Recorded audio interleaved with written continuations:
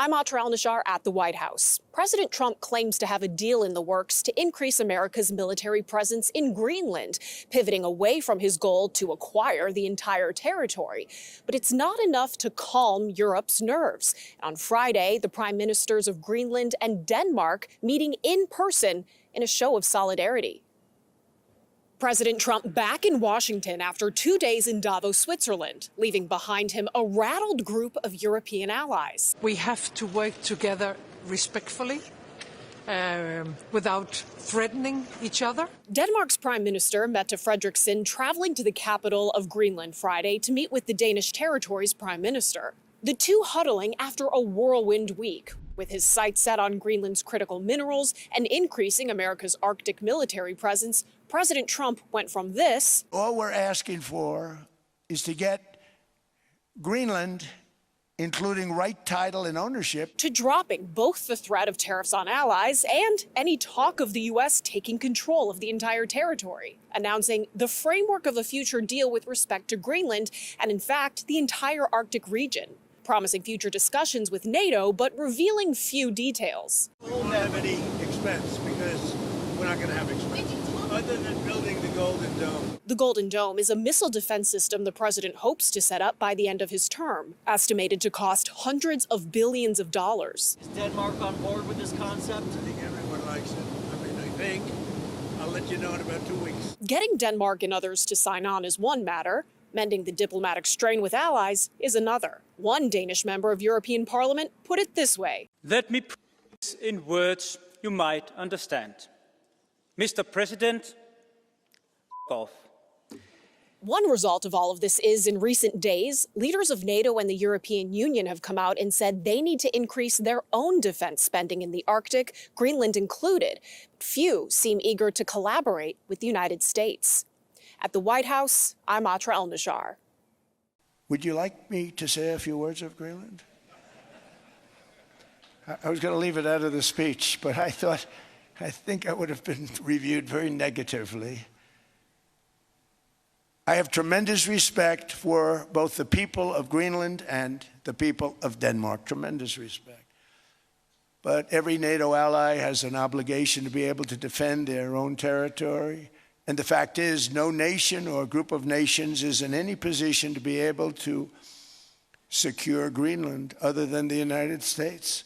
We're a great power, much greater than people even understand. I think they found that out 2 weeks ago in Venezuela. We saw this in World War II, when Denmark fell to Germany after just 6 hours of fighting and was totally unable to defend either itself or Greenland. So the United States was then compelled, we did it, we felt an obligation to do it, to send our own forces to hold the Greenland territory. And hold it we did, at great cost and expense. They didn't have a chance of getting on it, and they tried. Denmark knows that. We literally set up bases on Greenland for Denmark. We fought for Denmark. We weren't fighting for anyone else. We were fighting to save it for Denmark. Big, beautiful piece of ice. It's hard to call it land. It's a big piece of ice.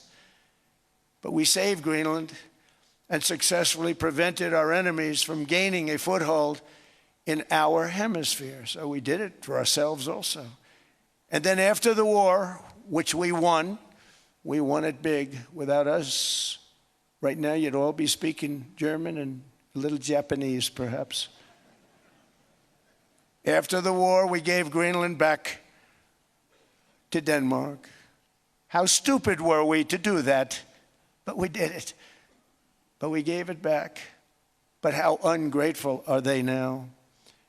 So now our country and the world face much greater risks than it did ever before because of missiles, because of nuclear, because of weapons of warfare that I can't even talk about.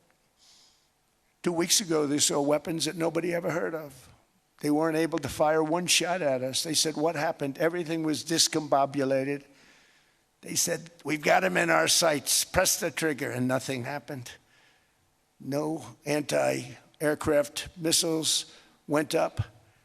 There was one that went up about 30 feet and crashed down right next to the people that sent it. They said, what the hell is going on? Those defensive systems were made by Russia and by China. So they're going to go back to the drawing boards, I guess.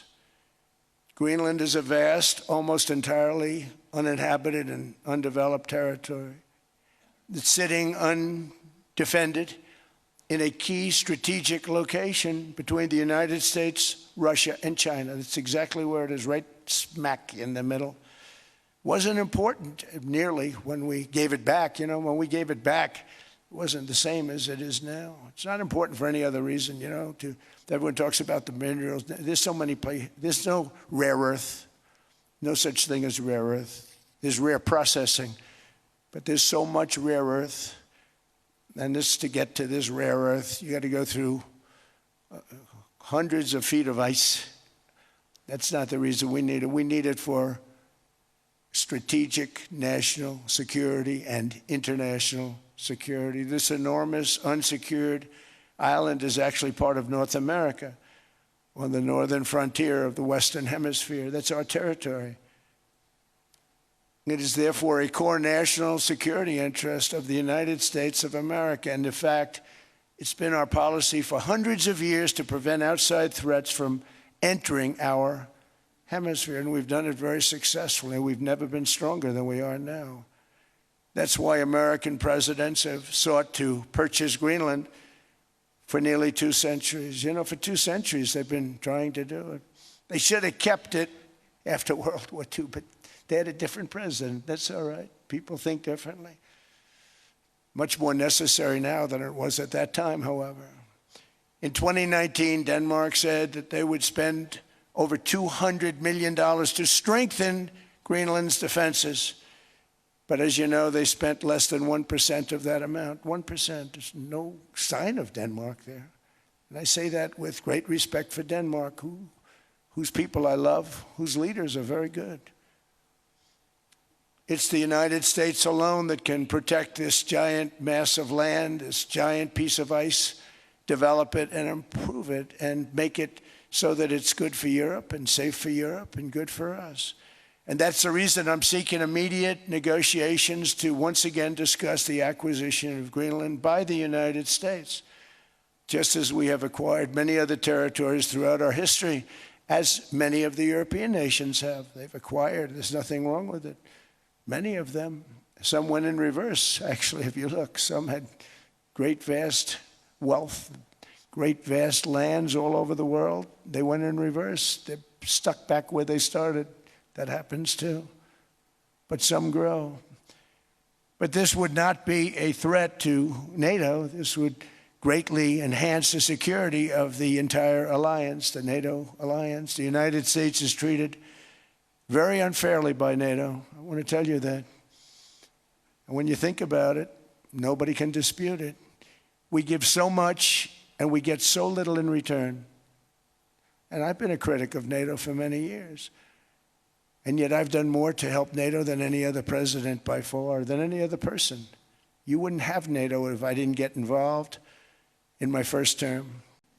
We never asked for anything, and we never got anything. We probably won't get anything unless I decide to use excessive strength and force where we would be, frankly, unstoppable. But I won't do that. Okay? Now everyone's saying, oh, good. That's probably the biggest statement I made, because people thought I would use force. I don't have to use force. I don't want to use force. I won't use force. All the United States is asking for is a place called Greenland, where we already had it as a trustee, but respectfully returned it back to Denmark not long ago after we defeated the Germans, the Japanese, the Italians, and others in World War II. We gave it back to them.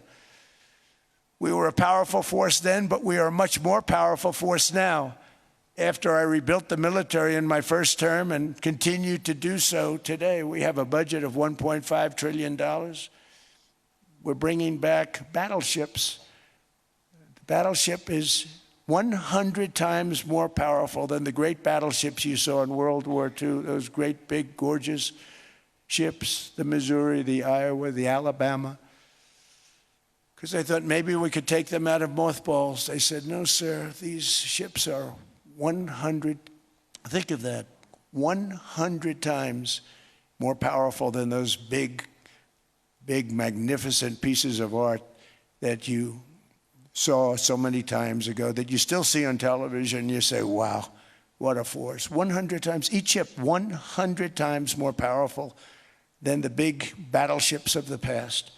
So that was the end of the mothball story.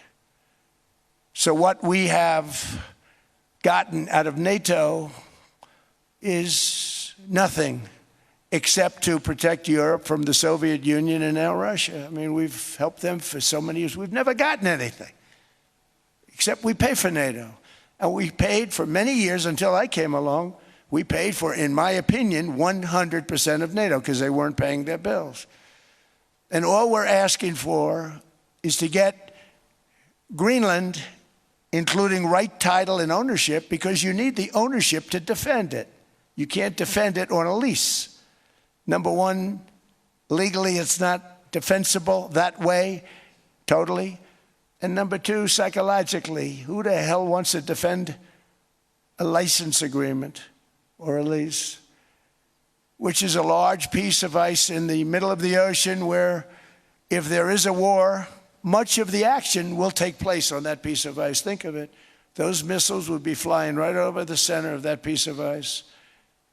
All we want from Denmark for national and international security and to keep our very energetic and dangerous potential enemies at bay is this land on which we're going to build the greatest golden dome ever built. We're building a golden dome that's going to, just by its very nature, going to be defending Canada. Canada gets a lot of freebies from us, by the way. They should be grateful also, but they're not. I watched your Prime Minister yesterday. He wasn't so grateful. But they should be grateful to us. Canada lives because of the United States. Remember that, Mark, the next time you make your statements. What we did for Israel was amazing, but that's nothing compared to what we have planned for the United States, Canada, and the rest of the world. We are going to build a dome like no other. We did it for Israel. And by the way, I told Bibi, stop taking credit for the dome. That's our technology. That's our stuff. They called me daddy, right, last time. A very smart man said, he's our daddy. He's running it. I was like running it. I went from running it to being a terrible human being. But now what I'm asking for is a piece of ice, cold and poorly located, that can play a vital role in world peace and world protection. It's a very small ask compared to what we have given them for many, many decades. But the problem with NATO is that we'll be there for them 100%. But I'm not sure that they'd be there for us. If we gave them the call, gentlemen, we are being attacked. We're under attack by such and such a nation. I know them all very well. I'm not sure that they'd be there. I know we'd be there for them. I don't know that they'd be there for us. So with all of the money we expend, with all of the blood, sweat, and tears, I don't know that they'd be there for us. They're not there for us on Iceland, that I can tell you. I mean, our stock market took the first dip yesterday because of Iceland. So Iceland's already cost us a lot of money. But that dip is peanuts compared to what it's gone up. And we have an unbelievable future in that stock. That stock market is going to be doubled. We're going to hit 50,000, and that stock market's going to double in a relatively short period of time because of everything that's happening. That you're a deal maker, and then maybe coming back to Greenland and Ukraine. What kind of deal in the end do you see between the US and Denmark? Well, because, you know, I guess you see it now as a negotiation going on, or? Well, it's costing Denmark hundreds of millions a year to run it. And Denmark's a small country and wonderful people. But, you know, it's very expensive. It's a very big piece of ice. And it's very important. I mean, I don't want to repeat the speech, but it's very important that we use that for national and international security. That can create a power that will make it impossible for the bad guys to do anything against the perceived good ones. And it's a great block for Europe. Just like, you know, Denmark was supposed to spend hundreds of millions of dollars. They didn't spend the money. They didn't spend anything almost. And we'll see what happens. I just say this.